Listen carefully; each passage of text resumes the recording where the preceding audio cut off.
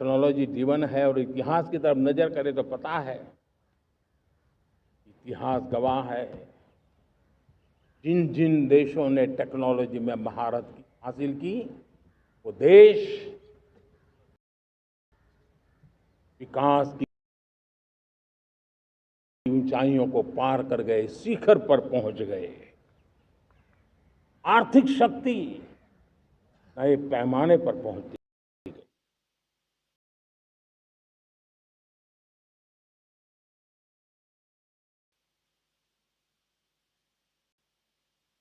हम जब टेक्नोलॉजी के अलग अलग आयामों की बात करते हैं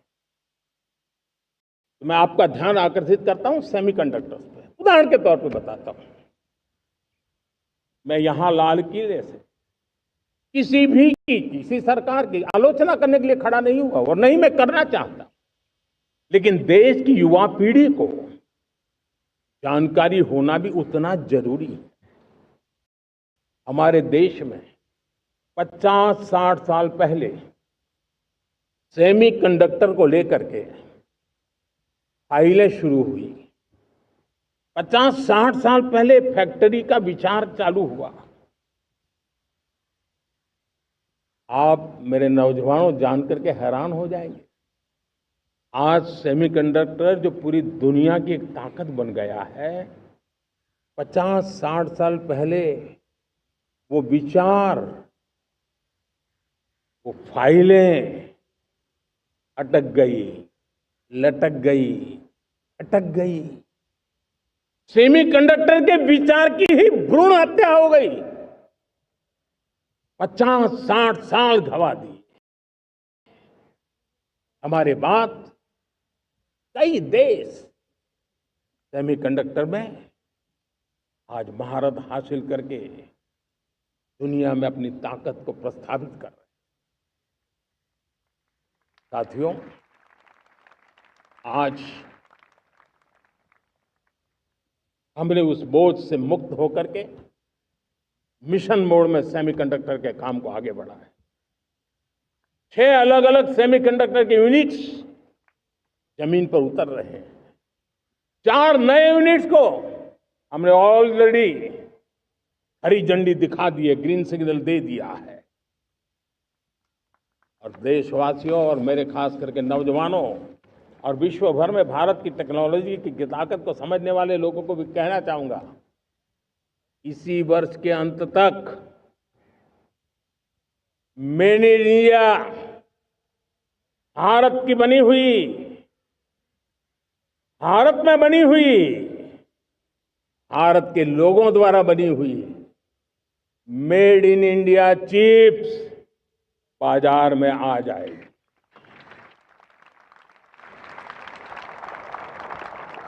मैं दूसरा उदाहरण देना चाहता हूं।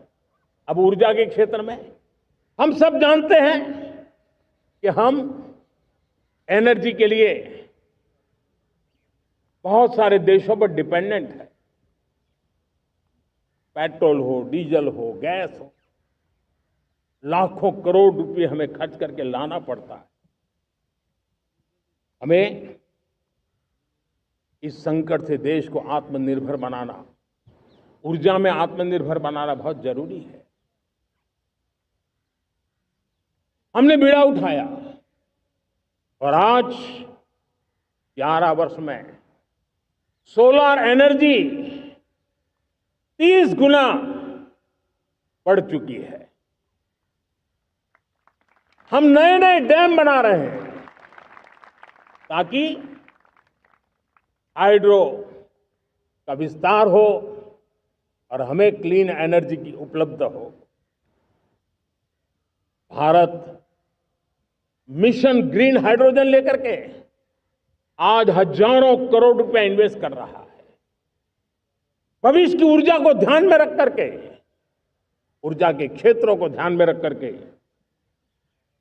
भारत न्यूक्लियर एनर्जी पर भी बहुत बड़े इनिशिएटिव ले रहा है।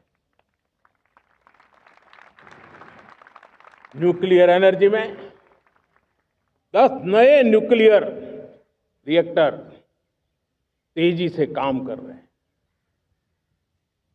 2047 तक, जो कि हमने विकसित भारत का लक्ष्य तय किया है, जब देश की आजादी के 100 साल होंगे, हम परमाणु ऊर्जा क्षमता 10 गुना से भी अधिक बढ़ाने का संकल्प लेकर के आगे बढ़ रहे हैं।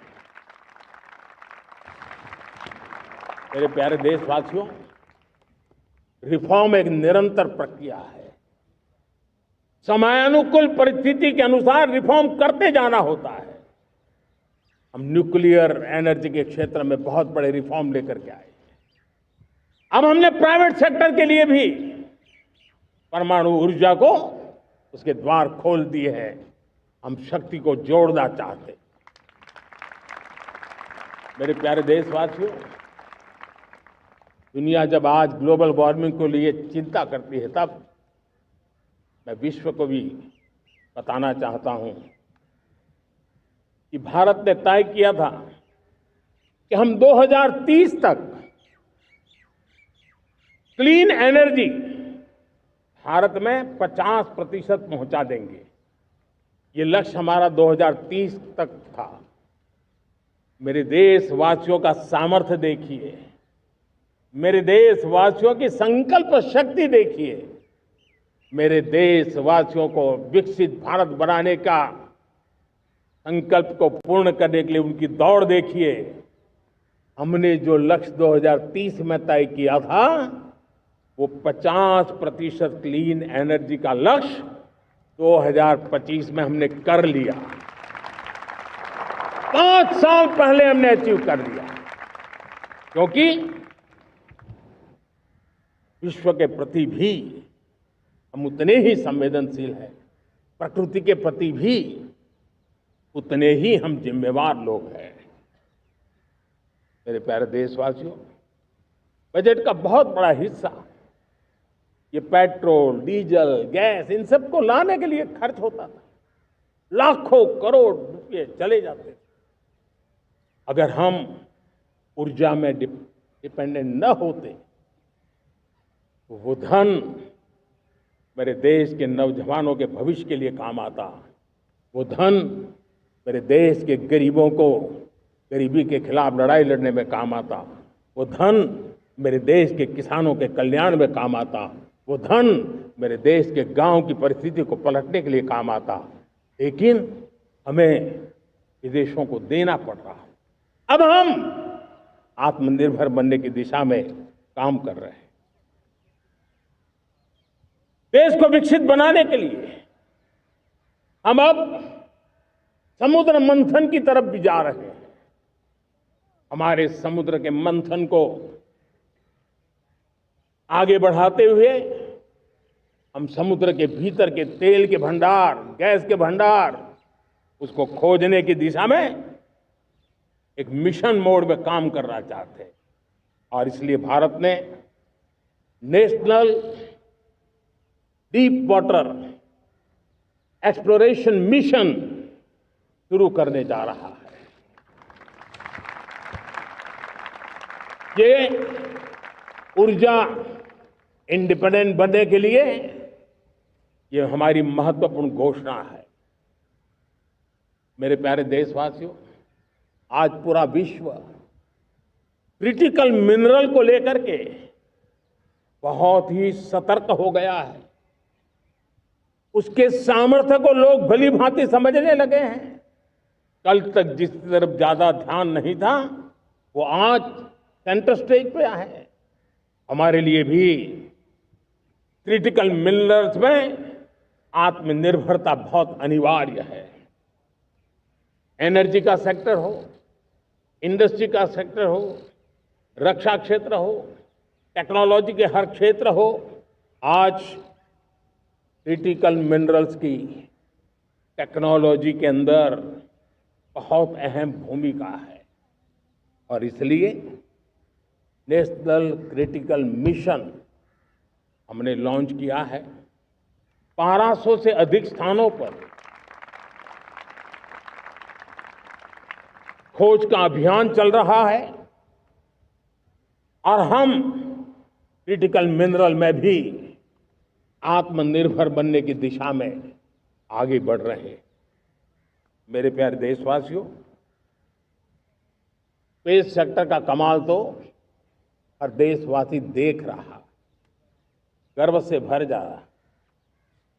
और हमारे group captain Shubhanshu Shukla space station से लौट चुके हैं और आने वाले कुछ दिनों में वो भारत भी आ रहे हैं। हम स्पेस में भी अपने दम पर आत्मनिर्भर भारत गगनयान की तैयारी कर रहे हैं। हम अपने बलबूते पर हमारा अपना स्पेस स्टेशन बनाने की दिशा में हम काम कर रहे हैं। और पिछले दिनों स्पेस में जो रिफॉर्म किए गए, मुझे बहुत गर्व हो रहा है। मेरे देश के 300 से ज्यादा स्टार्टअप्स आप सिर्फ और सिर्फ स्पेस सेक्टर में काम कर रहे हैं और उन 300 स्टार्टअप में हजारों नौजवान पूरे सामर्थ्य के साथ जुटे हैं। ये है मेरे देश के नौजवानों की ताकत और ये है हमारे देश के नौजवानों के प्रति विश्वास। मेरे प्यारे देशवासियों, 140 करोड़ भारतवासी 2047 में जब आजादी के 100 साल होंगे, विकसित भारत के संकल्प को परिपूर्ण करने के लिए पूरी ताकत से जुटे हैं। इस संकल्प की पूर्ति के लिए भारत आज हर सेक्टर में आधुनिक इकोसिस्टम तैयार कर रहा है और आधुनिक इकोसिस्टम हर क्षेत्र में हमारे देश को आत्मनिर्भर बनाएगा। आज मेरा लाल किले की प्राचीर से मेरे देश के युवा वैज्ञानिकों को, मेरे टैलेंटेड यूथ को, मेरे इंजीनियर्स को और प्रोफेशनल्स को और सरकार के हर विभागों को भी मेरा आह्वान है, क्या हमारा अपना made in India fighter jets के लिए जेट इंजन हमारा होना चाहिए कि नहीं होना चाहिए?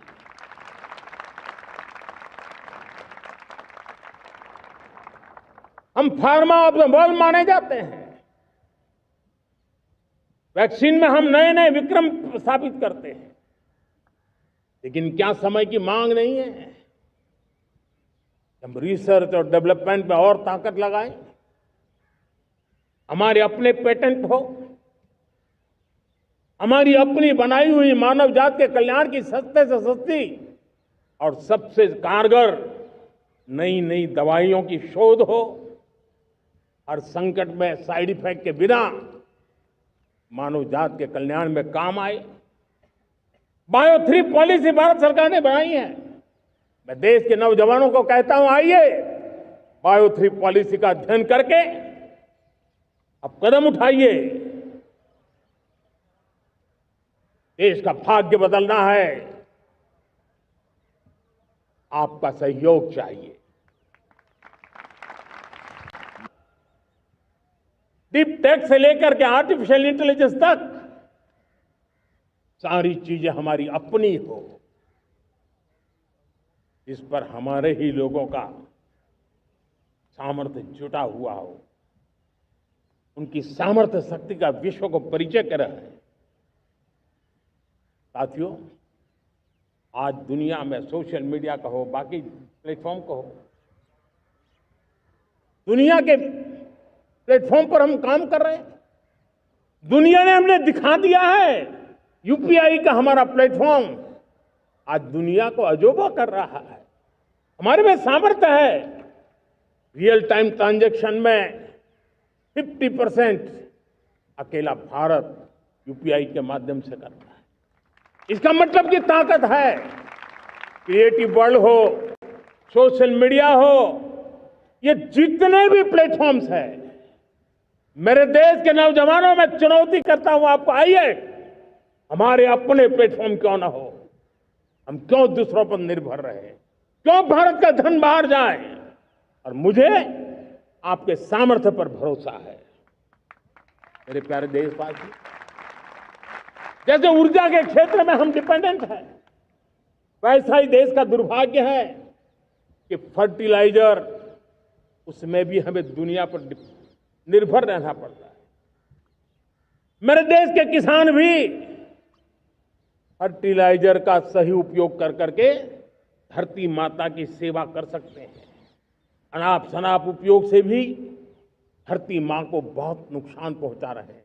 लेकिन साथ साथ मैं देश के नौजवानों को कहना चाहता हूं, देश के उद्योग जगत को कहना चाहता हूं, देश के प्राइवेट सेक्टर को कहना चाहता हूं, आइए हम फर्टिलाइजर के भंडार भर दें, हम नए नए तौर तरीके खोजें और भारत की आवश्यकता के अनुसार हम अपना फर्टिलाइजर तैयार करें। हम औरों पर निर्भर न रहे। साथियों, आने वाला युग ईवी का है। अब ईवी बैटरी क्या हम नहीं बनाएंगे? हम निर्भर रहेंगे? सोलर पैनल की बात हो, इलेक्ट्रिक व्हीकल्स के लिए जिन जिन चीजों की आवश्यकताएं हैं वो हमारी अपनी होनी चाहिए। साथियों, मैं ये इसलिए कहने की हिम्मत करता हूं, क्यों? क्योंकि मुझे देश के नौजवानों के सामर्थ्य पर भरोसा है। और भरोसा सिर्फ वो मेरे देश के नौजवान है इतने मात्र से नहीं है। कोविड के समय हम बहुत सारी चीजों पर निर्भर थे। तो मेरे देश के नौजवानों को कहा गया कि वैक्सीन हमारी अपनी चाहिए, देश ने करके दिखाया। कोविन प्लेटफॉर्म हमारा अपना होना चाहिए, देश ने करके दिखाया। प्रधानमंत्री श्री मोदी करोड़ों लोगों की जिंदगी बचाने का काम अपने वाहन में हमने किया है। वही स्पिरिट, वही जज्बा हमें जीवन के हर क्षेत्र में आत्मनिर्भर बनने के लिए अपना सब कुछ देना है। अपना जो बेस्ट है वो हमें दे करके रहना है। साथियों, पिछले 11 साल में एंटरप्रेन्योरशिप, उद्यमशीलता को बहुत बड़ी ताकत मिली। आज लाखों स्टार्टअप्स टियर 2, टियर 3 सिटी में देश की अर्थशक्ति को, देश के इनोवेशन को ताकत दे रहे हैं। उसी प्रकार से मुद्रा योजना से हमारे देश के करोड़ों नौजवान, उसमें भी हमारी बेटियां, करोड़ों करोड़ों लोग मुद्रा से लोन लेकर के अपना खुद का कारोबार कर रहे हैं। खुद तो अपने पैरों पर खड़े हुए हैं, लेकिन औरों को भी पैरों पर खड़े रहने की ताकत देते हैं। वे भी एक प्रकार से हर व्यक्ति को आत्मनिर्भर बनाने का अवसर दे रही है। मेरे साथियों, विमेन सेल्फ हेल्प ग्रुप, किसी का ध्यान नहीं था। पिछले 10 साल में विमेन सेल्फ हेल्प ग्रुप ने कमाल करके दिखाया। आज उनके प्रोडक्ट दुनिया के बाजार में जाने लगे हैं। लाखों करोड़ों का कारोबार हमारे विमेन सेल्फ हेल्प ग्रुप करते हैं। मैंने एक बार मन की बात में खिलौने की बात कही थी। हम करोड़ों करोड़ रुपए के खिलौने विदेश से लाते थे। मैंने ऐसे ही मन की बात में कहा, करे मेरे देश के नौजवानों, ऐसा भी करें नहीं क्या, किलो भी बाहर जाएंगे। और आज मैं गर्व से कहता हूं कि मेरा देश खिलौने एक्सपोर्ट करने लग गया है। यानी देश के सामर्थ्य को हर प्रकार के अवसर मिले, हर रुकावटों से मुक्ति मिले, उसको सर्वाधिक करने के लिए प्रेरित किया जाए। देश कर सकता है। मैं देश के युवाओं से कहता हूं, आइए आप इनोवेटिव आइडियाज लेकर के, आपके आइडियाज को मरने मत देना दोस्तों। आज का आपका आइडिया हो सकता है आने वाली पीढ़ी का भविष्य बना सकता है। मैं आपके साथ खड़ा हूं, मैं आपके लिए काम करने के लिए तैयार हूं, आपका साथी बन के काम करने तैयार हूं। अब आइए हिम्मत जुटाइए, इनिशिएटिव लीजिए।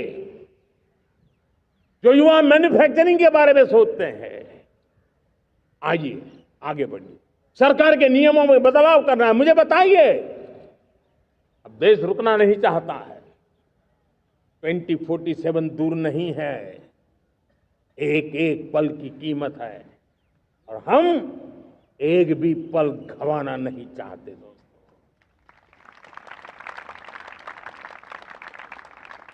साथियों, ये आगे बढ़ने का अवसर है, बड़े सपने देखने का अवसर है, संकल्प के लिए समर्पित होने का अवसर है। जब सरकार आपके साथ है और मैं स्वयं आपके साथ हूं, तब हम नया इतिहास बना सकते हैं। साथियों, आज नेशनल मैन्युफैक्चरिंग मिशन पर बहुत तेजी से काम हो रहा है। हमारे एमएसएमईज, उसका लोहा दुनिया मानती है। ये दुनिया में बड़ी बड़ी चीजें बनती है ना, कुछ न कुछ तो औजार हमारे देश के एमएसएमईज के द्वारा जाते हैं, बड़े गर्व के साथ जाते हैं। लेकिन हम कॉम्प्रिहेंसिव इंटीग्रेटेड विकास की राह पर जाना चाहते हैं और इसलिए उनकी शक्ति बढ़े। और उसमें भी मैंने पहले एक बार लाल किले से कहा था, जीरो डिफेक्ट जीरो इफेक्ट। आज कहना चाहता हूं कि हमें विश्व बाजार में अपने सामर्थ्य का लोहा मनवाना है, तो हमें क्वालिटी में निरंतर नई ऊंचाइयों को पार करना। दुनिया क्वालिटी को स्वीकार करती है, हमारी गुणवत्ता सबसे ज्यादा हो और सरकार के भी प्रयास हो, रॉ मटेरियल की भी उपलब्धि हो, हमारी प्रोडक्शन की कॉस्ट कैसे कम हो, हम उसमें दम रहे। और साथियों, हम सभी जो उत्पादन के क्षेत्र में लगे हैं, उन सब का मंत्र होना चाहिए, दाम कम लेकिन दम ज्यादा। हमारी हर प्रोडक्ट का दम ज्यादा हो लेकिन दाम कम हो। इस भाव को लेकर के हमें आगे बढ़ना है। मेरे प्यारे देशवासियों, आजादी के लिए अनगिनत लोगों ने बलिदान दिए हैं। मैंने पहले भी कहा, जवानी खपा दी, फांसी पे लटक गए। क्यों? स्वतंत्र भारत के लिए। 75-100 साल पहले का वो कालखंड याद कीजिए। पूरा देश स्वतंत्र भारत के मंत्र को लेकर के जीता था। आज समय की मांग है, स्वतंत्र भारत का मंत्र लेकर के जीने वालों ने हमें स्वतंत्र भारत दिया। आज 140 करोड़ देशवासियों का एक ही मंत्र होना चाहिए, समृद्ध भारत। अगर कोटि कोटि लोगों के बलिदान से स्वतंत्र भारत हो सकता है, तो कोटि कोटि लोगों के संकल्प से, पुरुषार्थ से, आत्मनिर्भर बनने से, वोकल फॉर लोकल की बात करने से, स्वदेशी का मंत्र को जापने से समृद्ध भारत भी बन सकता है। वो पीढ़ी स्वतंत्र भारत के लिए खप गई थी, ये पीढ़ी समृद्ध भारत के लिए नए कदम उठाए, यही समय की मांग है। और इसलिए मैं आज बार बार आग्रह करता हूं और मैं देश के सभी इन्फ्लुएंसर्स को कहना चाहता हूं, इस मंत्र को आगे बढ़ाने में मेरी मदद कीजिए। मैं सभी राजनीतिक दलों को, राजनेताओं को, सबसे कहता हूं कि आइए, ये किसी राजनीतिक दल का एजेंडा नहीं है, भारत हम सबका है। हम मिलकर के वोकल फॉर लोकल, उस मंत्र को हर नागरिक के जीवन का मंत्र बनाएं।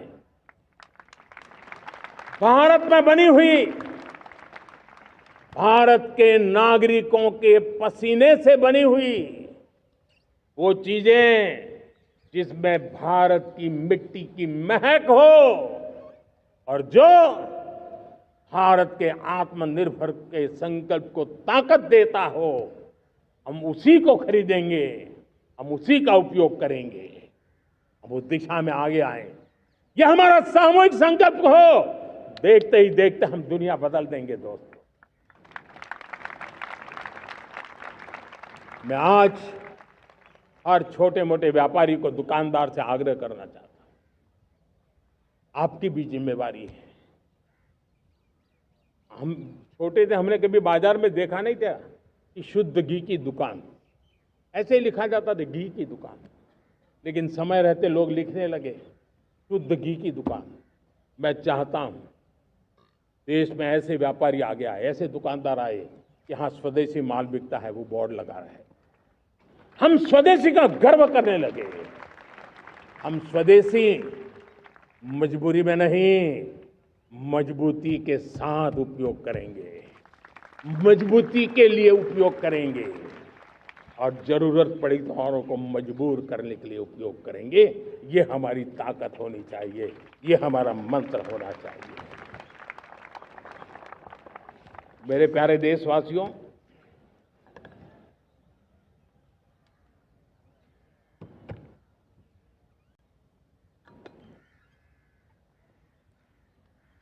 मुझे बहुत लंबे समय से सरकार में काम करने का अवसर मिला है। मैंने कई सारे उतार चढ़ाव देखे हैं। सरकारों की मुसीबतों से भी मैं परिचित हूं, व्यवस्थाओं की मर्यादाओं से भी परिचित हूं। लेकिन उसके बावजूद भी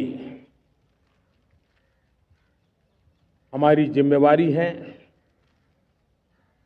कि हम किसी की लकीर को छोटी करने में अपनी ताकत बर्बाद न करें। मैं बड़े अनुभव से कहता हूं, किसी दूसरे की लकीर छोटी करने के लिए अपनी ऊर्जा हमें नहीं खपानी है। हमें पूरी ऊर्जा के साथ हमारी लकीर को लंबा करना है।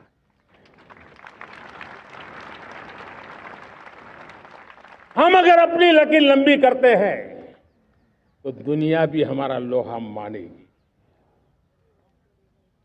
आज जब वैश्विक परिस्थितियों में आर्थिक स्वार्थ दिनों दिन बढ़ रहा है, तब समय की मांग है कि हम उन संकटों के रोते बैठने की जरूरत नहीं है। हिम्मत के साथ हम अपनी लकीर को लंबी करें। और मैं 25 साल के शासन के अनुभव से कह सकता हूं, अगर ये रास्ता हमने चुन लिया, हर किसी ने चुन लिया, तो फिर कोई स्वार्थ हमें अपनी चंगुल में नहीं फंसा सकता है।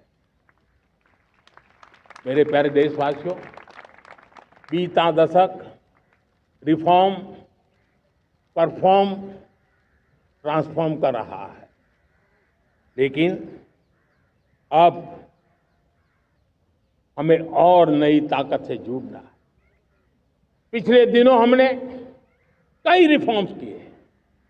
एफडीआई हो, इंश्योरेंस कंपनी की बात हो, विश्व की यूनिवर्सिटीज को भारत के अंदर स्थान देने की बात हो, कई रिफॉर्म्स किए हैं। 40,000 से ज्यादा अनावश्यक कंप्लायंसेस को हमने खत्म किया है। इतना ही नहीं, 1500 से अधिक पुराने कानून जो बाबा आदम के जमाने के थे, उन सबको हमने खत्म कर दिया है। हमने दर्जनों कानूनों को सरल करने के लिए संसद में जाकर के जनता के हितों को सर्वोपरि रख करके बदलाव किए हैं। इस बार भी हो हल्ला के बीच लोगों तक बात पहुंची नहीं होगी, लेकिन एक बहुत बड़ा रिफॉर्म इनकम टैक्स एक्ट में हुआ है। करीब 280 से ज्यादा धाराएं हमने समाप्त करने का निर्णय किया है। और साथियों, सिर्फ आर्थिक मोर्चे पर ही रिफॉर्म नहीं, हमने नागरिक के जीवन को भी आसान बनाने के लिए रिफॉर्म किए। इनकम टैक्स रिफंड की बात हो, रिफॉर्म का परिणाम है। कैशलेस असेसमेंट की बात हो, रिफॉर्म का परिणाम है। 12 लाख तक आज इनकम टैक्स से मुक्ति दे देना देश का जो भविष्य बनाने में उत्सुक है, ऐसा मेरा मध्यम वर्ग का परिवार आज कुला नहीं समा रहा है। कभी किसी ने सोचा नहीं था कि 12 लाख रुपए तक का इनकम टैक्स पर जीरो कर दिया जाएगा। आज कर लिया है। जब देश का सामर्थ्य बढ़ता है तो देशवासियों को लाभ मिलता है। अंग्रेजों के जमाने से दंड संहिता में हम दबे पड़े थे। दंड का भय दिखा करके जीवन चल रहा था। 75 साल आजादी के ऐसे ही गए।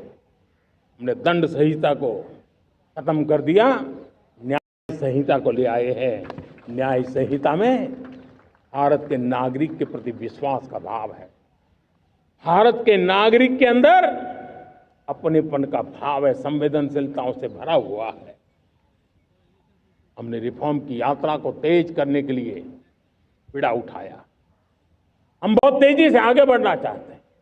मैं चाहता हूं देशवासियों, देश के लिए कर रहा हूं, मैं मेरे लिए नहीं कर रहा हूं, किसी का बुरा करने के लिए नहीं कर रहा हूं। मेरे राजनीतिक दल, मेरे प्रतिस्पर्धी साथी भी देश की इस उज्जवल भविष्य के लिए आगे आए, हमारा साथ दे। स्ट्रक्चरल रिफॉर्म्स की बात हो, रेगुलेटरी रिफॉर्म्स की बात हो, पॉलिसी रिफॉर्म की चर्चा हो, प्रोसेस रिफॉर्म की चर्चा हो, प्रोसीड्यूरल रिफॉर्म्स करने की जरूरत हो, हर प्रकार के रिफॉर्म्स ये आज हमने मकसद बना करके चले हैं। और मेरे प्यारे देशवासियों, नेक्स्ट जनरेशन रिफॉर्म्स के लिए हमें एक टास्क फोर्स गठित करने का निर्णय किया है। ये टास्क फोर्स समय सीमा में इस काम को पूरा करे।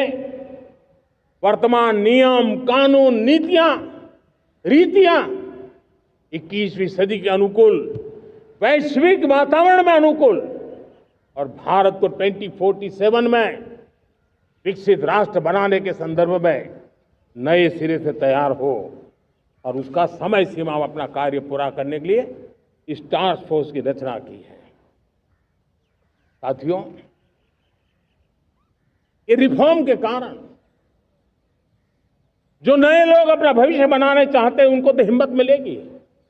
हमारे स्टार्टअप्स हो, हमारे लघु उद्योग हो, हमारे गृह उद्योग हो, उन उद्यमियों को उनकी कंप्लायंस कॉस्ट बहुत कम हो जाएगी और उसके कारण उनको एक नई ताकत मिलेगी। जो एक्सपोर्ट की दुनिया में उनको लॉजिस्टिक सपोर्ट के कारण, व्यवस्थाओं में बदलाव के कारण उनको एक बहुत बड़ी ताकत मिलेगी। साथियों, ऐसे ऐसे कानून है हमारे देश में, छोटी छोटी चीजों के लिए जेल में डालने के कानून है। आप हैरान हो जाएंगे, किसी ने नजर नहीं डाली। मैं पीछे लगा हूं, ये मेरे देश के नागरिकों को जेल में बंद करने वाले जो अनावश्यक कानून है वो खत्म होने चाहिए। हम संसद में पहले भी बिल लाए थे, इस बार भी लेके आए हैं। साथियों, इस दिवाली में आपकी डबल दिवाली का काम मैं करने वाला हूं। इस दिवाली में आपको एक बहुत बड़ा तोहफा देशवासियों को मिलने वाला है। पिछले 8 साल से हमने जीएसटी का बहुत बड़ा रिफॉर्म किया। पूरे देश में टैक्स के बर्डन को कम किया, टैक्स की व्यवस्थाओं को सरल किया और 8 साल के बाद समय की मांग है कि हम एक बार उसको रिव्यू करें। हमने एक हाई पावर कमेटी को बिठा करके रिव्यू शुरू किया, राज्यों से भी विचार विमर्श किया और मेरे प्यारे देशवासियों,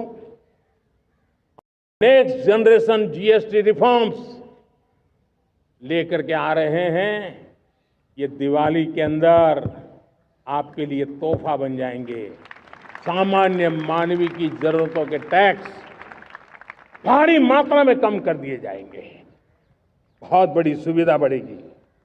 हमारे एमएसएमई, हमारे लघु उद्यमी, इनको बहुत बड़ा लाभ मिलेगा। रोजमर्रा की चीजें बहुत सस्ती हो जाएगी और उससे इकोनॉमी को भी एक नया बल मिलने वाला है। मेरे प्यारे देशवासियों, आज देश तीसरी बड़ी इकोनॉमी बनने के लिए समय तेज गति से आगे बढ़ रहा है। हम दरवाजे खटखटा रहे हैं और बहुत तेजी से हम उसको अचीव भी कर लेंगे। और कोई तो दिन होगा मैं आपके बीच आकर के लाल किले की प्राचीर से ये खबर भी सुनाऊंगा।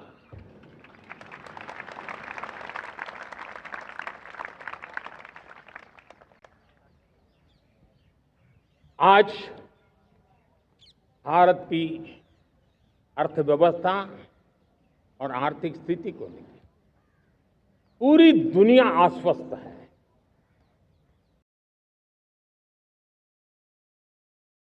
इतनी अस्थिरता के बीच आशा की किरण बना हुआ है भारत का फाइनेंशियल डिसिप्लिन, भारत की फाइनेंस की ऊर्जा। संकट के घेरे में जब अर्थव्यवस्था पड़ी हुई है तब भारत ही उसे बाहर निकलेगा, ये भरोसा दुनिया में पनपा है। आज इन्फ्लेशन कंट्रोल में है, फॉरेन एक्सचेंज रिजर्व हमारे बहुत मजबूत है, हमारे मैक्रो इकोनॉमिक इंडिकेटर्स बहुत मजबूत है।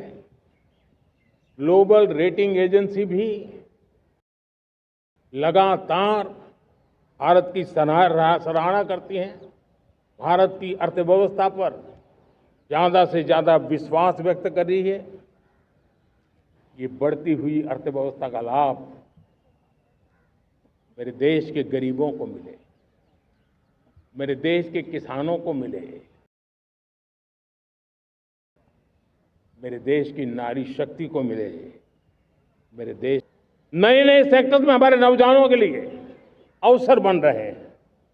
स्किल डेवलपमेंट, स्वरोजगार, बड़ी बड़ी कंपनियों में इंटर्नशिप, इस पर एक बहुत बड़े स्तर पर अभियान चल रहा है। और इसलिए देश के नौजवानों, आज मैं आपके लिए भी एक खुश खबर लेकर के आया, मेरे देश के नौजवानों के लिए आया। आज 15 अगस्त है। आज 15 अगस्त के ही दिन मेरे देश के युवाओं के लिए 1 लाख करोड़ रुपए की योजना हम चालू कर रहे हैं, लागू कर रहे हैं। आज से प्रधानमंत्री विकसित भारत रोजगार योजना आज ही 15 अगस्त को लागू हो रही है। ये आपके लिए बहुत खुशखबरी है। इस योजना के तहत निजी क्षेत्र में पहली नौकरी पाने वाले नौजवान को, बेटे बेटी को 15,000 रुपया सरकार की तरफ से दिए जाएंगे। कंपनियों को भी नए रोजगार देने के अवसर जो भी ज्यादा जुटाएगा उनको भी प्रोत्साहन राशि दी जाएगी। प्रधानमंत्री विकसित भारत रोजगार योजना करीब करीब 3.5 करोड़ नौजवानों को रोजगार के नए अवसर बनाएगी। मैं सभी नौजवानों को इसके लिए बहुत बहुत बधाई देता हूं। मेरे प्यारे देशवासियों, आज भारत में नारी शक्ति का लोहा हर कोई मानने लगा। बढ़ती इकोनॉमी की लाभार्थी हमारी नारी है, लेकिन बढ़ती इकोनॉमी को गति देने में भी हमारी नारी का बहुत बड़ा योगदान भी, हमारी मातृशक्ति का योगदान है, हमारी स्त्री शक्ति का योगदान है। स्टार्टअप से लेकर स्पेस सेक्टर तक हमारी बेटियां छाई हुई हैं, खेल के मैदान में छाई हुई हैं, फौज में चमक रही है। आज गर्व के साथ नारी कंधे से कंधा मिला करके देश की विकास यात्रा में भागीदार हो रही। देश गर्व से भर गया जब एनडीए की विमेन कैडेट्स उनका पहला पास आउट हुआ था। पूरा देश गर्व से भर गया था। सारे टीवी चैनल उसी के पीछे लगे हुए थे। कितने बड़े गौरव की पल थी। Self help group, 10 crore self help group की बहनें क्या कमाल कर रही है। नमो ड्रोन दीदी नारी शक्ति की एक नई पहचान बनी। गांव में मुझे एक बहन मिली, वो कहती मुझे अब तो गांव वाले पायलट कह करके बुलाते हैं। बड़े गर्व से कह रही थी। ज्यादा पढ़ी लिखी नहीं थी, लेकिन उसका रतबा पैदा हुआ है। साथियों, हमने 3 करोड़ महिलाओं को लखपति दीदी बनाने का संकल्प लिया था। 3 करोड़। और मुझे आज संतोष है कि हम तेज गति से काम कर रहे हैं। समय से पहले 3 करोड़ का लक्ष्य पार कर लेंगे। और आज मैं खुशी से देश को बताना चाहता हूं कि मेरे नारी शक्ति का सामर्थ्य देखिए। देखते ही देखते 2 करोड़ महिलाएं लखपति दीदी बन चुकी है। आज कुछ लखपति दीदी हमारे सामने बैठी है। ये है मेरे सामर्थ्य। और मेरा विश्वास है दोस्तों, भारत की विकास यात्रा में उनकी भागीदारी बढ़ने वाली। मेरे प्यारे देशवासियों, मेरे देश के किसानों का भारत की अर्थव्यवस्था में बहुत बड़ा योगदान है। भारत के किसानों की मेहनत रंग ला रही है। पिछले साल अनाज के उत्पादन में मेरे देश के किसानों ने के पुराने सारे विक्रम तोड़ दिए। ये सामर्थ्य है मेरे देश का।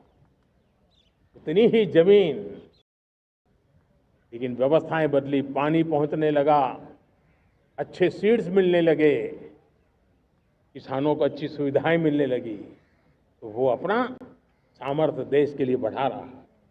आज भारत दूध, दाल, जूट जैसे उत्पादन में नंबर 1 है दुनिया में। आज दुनिया का दूसरा सबसे बड़ा फिश प्रोड्यूसर, मेरे मछुआरा भाई बहनों की ताकत देखिए। फिश प्रोड्यूशन में दुनिया में हम दूसरे नंबर पर पहुंच चुके हैं। आज भारत चावल, गेहूं, फल और सब्जी के उत्पादन में भी दुनिया में दूसरे नंबर पर पहुंच चुका है। साथियों, आपको खुशी होगी, मेरे देश के किसान जो पैदावार देते हैं, आज वो उत्पादन दुनिया के पहुंच रहा है। 4 लाख करोड़ रुपया एग्रो प्रोडक्ट का एक्सपोर्ट हुआ है। ये मेरे देश के किसानों ने भी ताकत दिखाई है। छोटे किसान हो, पशुपालक हो, मछुआरे हो, देश के विकास की अनेक योजनाओं का लाभ आज हम उन तक पहुंचा रहे हैं। पीएम किसान सम्मान निधि हो, रेन वाटर हार्वेस्टिंग हो, सिंचाई की योजनाएं हो, क्वालिटी सीड्स हो, फर्टिलाइजर की आवश्यकता हो, हर क्षेत्र में आज और किसान को एक भरोसा हो गया है फसल बीमा का। वो साहसिक बना रहा, उसका परिणाम भी देश को मिल रहा है। जो पहले कल्पना की बात थी, आज हकीकत बन गई है। देशवासियों, हमारे देश के पशुधन को बचाने के हमें कोविड की वैक्सीन मुफ्त में मिली, वो तो याद है, लेकिन हम पशुधन के लिए भी अब तक 125 डोज मुफ्त में पशुओं को लगा चुके हैं। फूट एंड माउथ डिसीज से मुक्ति पाने के लिए, जो हमारा यहाँ उत्तर भारत में उसे खुरपका मुंहपका बीमारी कहते हैं, उसे बचाने के लिए 125 करोड़ डोज हम लगा चुके हैं, मुफ्त में लगा चुके हैं। हम खेती के मामले में देश के वो जिले जहां के किसान औरों से पीछे रह गए, किसी न किसी कारण से 100 जिले ऐसे हैं जहां अपेक्षाकृत कम खेती है, और इसलिए हमने 100 जिले आइडेंटिफाई किए हैं पूरे देश में से, और वहां के किसानों को एम्पावर करना, किसानों को शक्ति देना, किसानों को मदद करने का एक अभियान चलाया है। और इसके लिए पीएम धन धान्य कृषि योजना का आरंभ किया है। पीएम धन धान्य कृषि योजना वो देश के 100 जिले जहां थोड़ी सी भी मदद कर देंगे तो वहां का किसान भी भारत के अन्य किसानों की बराबरी कर देगा। जहां थोड़ी सी भी मदद कर देंगे तो वहां का किसान भी भारत के अन्य किसानों की बराबरी कर देगा। भारत के किसान, भारत के पशुपालक, भारत के मछुआरे, ये हमारी सबसे बड़ी प्राथमिकता है। भारत के किसान, भारत के मछुआरे, भारत के पशुपालक, उनसे जुड़ी किसी भी अहितकारी नीति के आगे मोदी दीवार बन के खड़ा है।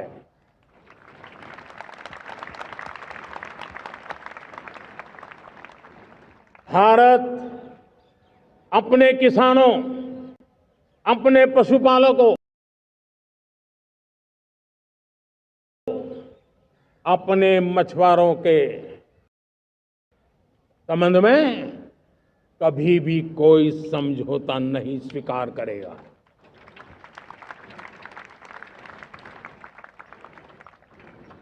प्यारे देशवासियों, गरीबी क्या होती है मुझे किताबों में पढ़ना नहीं पड़ा है, मैं जानता।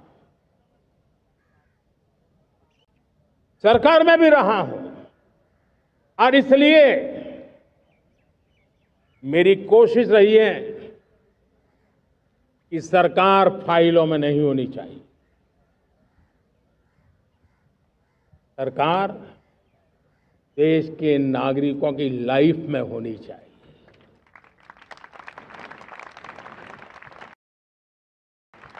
दलित हो, पीड़ित हो, शोषित हो, वंचित हो, उनके लिए सकारात्मक रूप से सरकारें प्रोएक्टिव हो, सरकारें प्रो पीपल हो, उस दिशा में हम निरंतर प्रयास कर रहे हैं। समाज के हर जरूरत व्यक्ति के लिए, कुछ लोगों को लगता है कि सरकार की योजनाएं पहले भी आती थी। जी नहीं, हम सरकार की योजनाओं को जमीन पर उतार रहे हैं, सैचुरेशन पर बल देते हैं।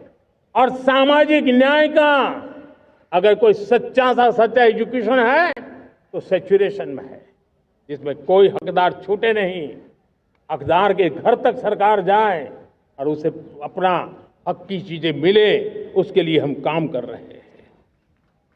जनधन अकाउंट जब खोले गए ना, वो सिर्फ बैंक का अकाउंट था ऐसा नहीं है, उसे एक स्वाभिमान मिला था कि बैंक के दरवाजे मेरे लिए भी खुलते हैं, मैं भी बैंक के दरवाजे में जाकर के टेबल पे हाथ रख करके बात कर सकता हूं। यह विश्वास हमने जगाया है। आयुष्मान भारत ने बीमारी को सहने की आदत से मुक्ति दिलाने का और उनको अच्छे स्वास्थ्य के लिए मदद करने का काम।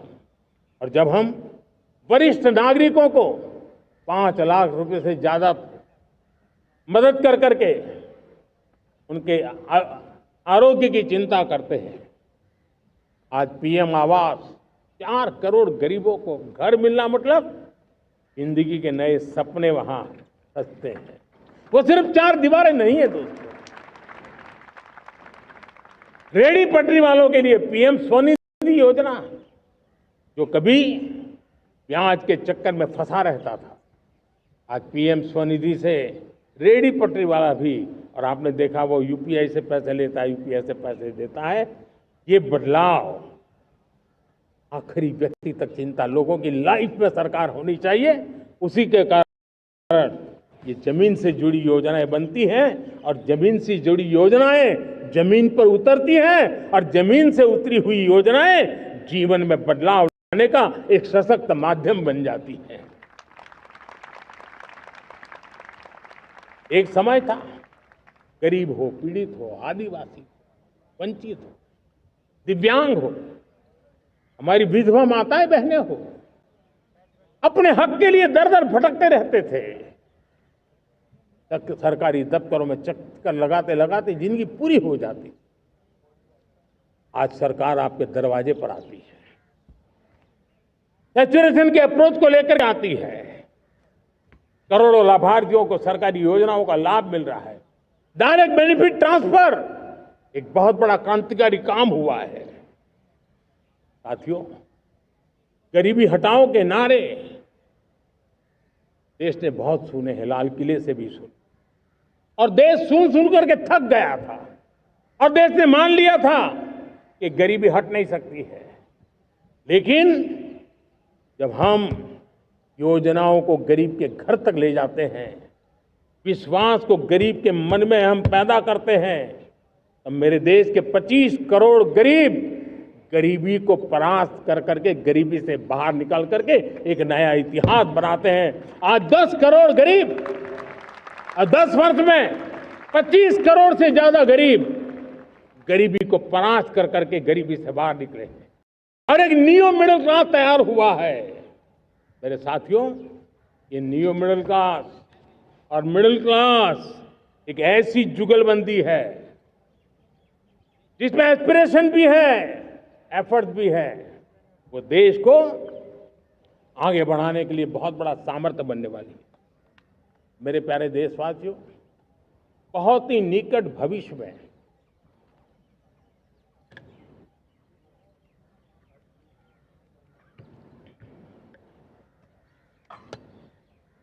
मेरे प्यारे देशवासियों, बहुत ही निकट भविष्य में महान समाज सुधारक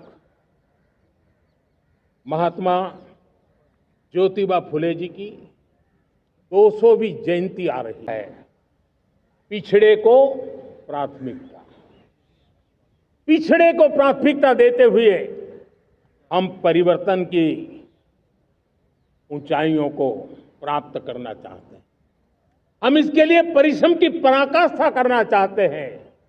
हम पारदर्शी नीतियों के द्वारा पिछड़ों को प्राथमिकता ये हम धरती पर उतारना चाहते हैं, हर पिछड़े के जीवन में उतारना चाहते हैं। साथियों, रेहड़ी पटरी वालों के लिए स्वनिधि योजना हो या हमारे हुनर वाले हाथ से काम करने वाले विश्वकर्मा योजना की बात हो, आदिवासी में भी जो पिछड़े रह गए हैं उनके लिए पीएम जनधन की योजना की बात हो, हमारे पूर्वी भारत को विकास में पूरे देश के अंदर बराबरी में लाना और उनको नेतृत्व देने की दिशा में काम हो। हम सिर्फ समाज पिछड़े हो उनकी चिंता तक अटकने वाले नहीं है। जो क्षेत्र पिछड़े हैं उनको भी हम प्राथमिकता देना चाहते हैं। जो जिले पिछड़े रहे हैं हम उनको प्राथमिकता देना चाहते हैं। जो ब्लॉक पिछड़े रहे हैं उनको प्राथमिकता देना चाहते हैं। हमने 100 एस्पिरेशनल डिस्ट्रिक्ट, 500 एस्पिरेशनल ब्लॉक, उसी मिशन में काम किया है। हमने पूर्वी भारत के विकास के लिए हजारों करोड़ रुपए के इंफ्रास्ट्रक्चर के प्रोजेक्ट को बल दिया है। हमने पूर्वी भारत के जीवन को बदल करके देश की विकास यात्रा में भागीदार बनने का, मेरे प्यारे देशवासियों, जीवन हर क्षेत्र में विकास होना चाहिए। विकास के लिए खेल का भी महत्व होता है। और मुझे खुशी है कि एक जमाना था जहाँ बच्चे खेल में अगर समय लगाते हैं तो माँ बाप ज़्यादा पसंद नहीं करते थे। आज एकदम से उलट गया है। अगर बच्चे खेलकूद में आगे आते हैं, रुचि लेते हैं, तो माँ बाप गर्व से भर जाते हैं। मैं इसे एक शुभ संकेत मानता हूँ। मेरे देश के परिवार के अंदर खेल को प्रोत्साहन का वातावरण मैं देखता हूँ, मेरा मन गर्व से भर जाता है। मैं इसे देश के भविष्य के लिए बहुत शुभ संकेत मानता हूँ।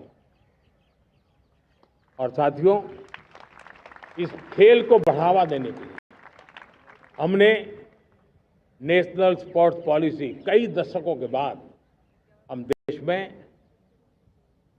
खेलो भारत नीति को लेकर के आए हैं ताकि एक खेल जगत का सर्वांगीण विकास का प्रयास हो। स्कूल से लेकर के ओलंपिक तक हम एक पूरा इकोसिस्टम डेवलप करना चाहते हैं, चाहे कोचिंग की व्यवस्था हो, फिटनेस की बात हो, खेल के मैदान हो, खेल की व्यवस्थाएं हो, खेल के लिए आवश्यक साधन हो, लघु उद्योगों को भी खेल के साधन बनाने में मदद करने की बात हो। यानी एक प्रकार से पूरा इकोसिस्टम हम दूर दराज के बच्चों तक पहुंचाना चाहते हैं। लेकिन साथियों, जब मैं फिटनेस की बात करता हूं, जब मैं खेलकूद की बात करता हूं, तो मैं एक चिंता भी आपके सामने रखना चाहता हूं। हमारे देश के हर परिवार को चिंता करनी चाहिए। मोटापा हमारे देश के लिए बहुत बड़ा संकट बनता जा रहा है। आने वाले वर्षों में लोग, जो पंडित लोग हैं वो कहते हैं, जो जानकार लोग कहते हैं, हर तीसरे व्यक्ति में एक व्यक्ति मोटापे का शिकार होगा।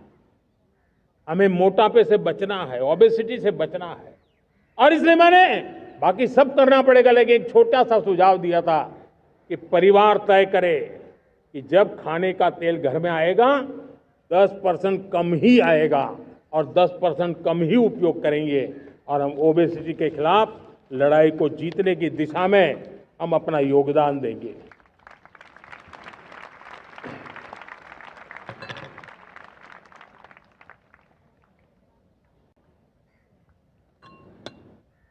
मेरे प्यारे देशवासियों, हमारा देश भाग्यवान है। हजारों साल की विरासत के हम धनी हैं, और वो हमें निरंतर ऊर्जा मिलती है, प्रेरणा मिलती है, त्याग और तपस्या की राह मिलती है। आज गुरु तेग बहादुर, यह वर्ष गुरु तेग बहादुर जी का 350वां शहीदी वर्ष है। देश की संस्कृति की रक्षा, भारत के मूल्यों की रक्षा के लिए उन्होंने अपना सब कुछ न्योछावर कर दिया। मैं आज उनको नमन करता हूं। साथियों, हमारी संस्कृति की ताकत हमारी विविधता है। हम विविधता को सेलिब्रेट करने की आदत बनाना चाहते हैं। यह हमारा गौरव है। यह हमारा भारत माँ का यह बगीचा कितने विविध प्रकार के फूलों से सजा हुआ है, कितनी विविधताएं हैं।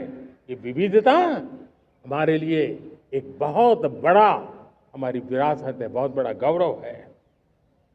हमने प्रयागराज के महाकुंभ में देखा, भारत महाकुंभ की वो सफलता भारत की एकता की, भारत के सामर्थ्य की दुहाई देती है।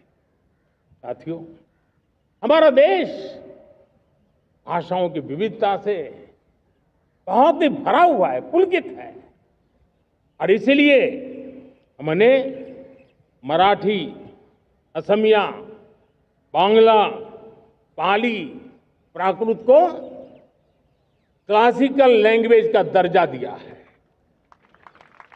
और मेरा मत है, हमारी भाषाएं जितनी विकसित होगी, हमारी सभी भाषाएं जितनी समृद्ध होगी, हमारे नॉलेज के सिस्टम को भी उतना ही बल मिलने वाला है। और हमारी वो ताकत है, आज जब डेटा का जमाना है ना, तो ये ताकत दुनिया के लिए भी बड़ी ताकत बन सकती है। इतना सामर्थ्य हमारी लैंग्वेज में। हमें हमारी सभी भाषाओं पर गर्व होना चाहिए। हमारी सभी भाषाओं के विकास के लिए हर किसी ने बनते हुए प्रयास करना चाहिए। साथियों, पांडुलिपि में हमारे ज्ञान के भंडार पड़े हैं, लेकिन उसके प्रति उदासीनता रही है।